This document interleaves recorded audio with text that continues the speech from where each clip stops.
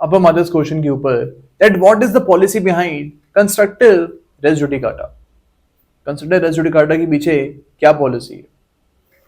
अब यहाँ पे हमको याद रखना है कि कंस्ट्रक्टिव रेस जुडिकाटा के बारे में एक्सप्लेनेशन नंबर 4 ऑफ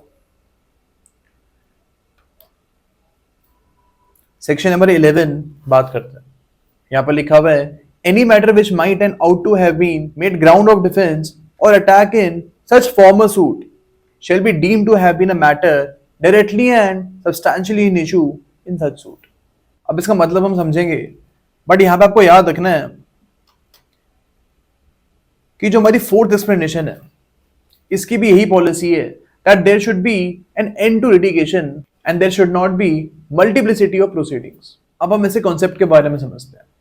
इसमें बोला हुआ है कि अगर for example there is a suit, A ने एक सूट बी के अगेंस्ट फाइल किया, ओके। अब ए ने यहाँ पे 5 फैक्ट्स को एलेज किया था एंड कोर्ट ने उन 5 फैक्ट्स के ऊपर इश्यूज को फ्रेम कर लिया था। अब यहाँ पे हम बोल सकते हैं कि ए की तरफ से जो 5 रीडिंग्स करी गई थी they were directly and substantially in issue, लेकिन इन 5 इश्यूज के अलावा apart from these 5 issues there was one more issue which was directly and substantially an issue।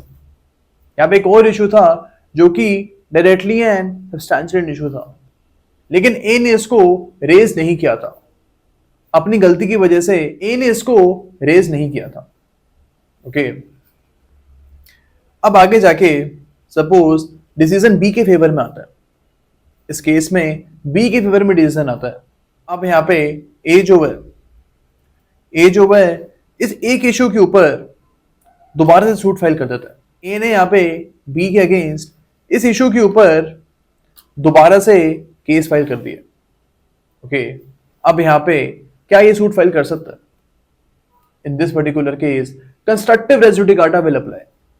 यहाँ पे ए को इशू पहले ही केस में उठाना चाहिए था, यानी जो फॉर्मर सूट था वहां पे इसको ये इशू उठाना चाहिए था, लेकिन अगर उसे नहीं उठाया तो दोबारा से इस इशू के ऊपर ए सूट फाइल नहीं कर सकता। तो हमको यहाँ पे याद रखना है that all matters that are directly and substantially in issue, all matters that are directly and substantially in issue must be raised in the same suit।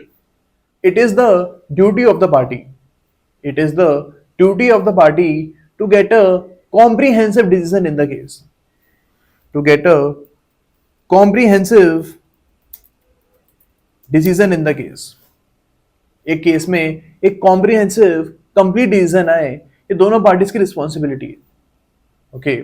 And that is why he must raise all the issues that are directly and substantially in issue in the same case.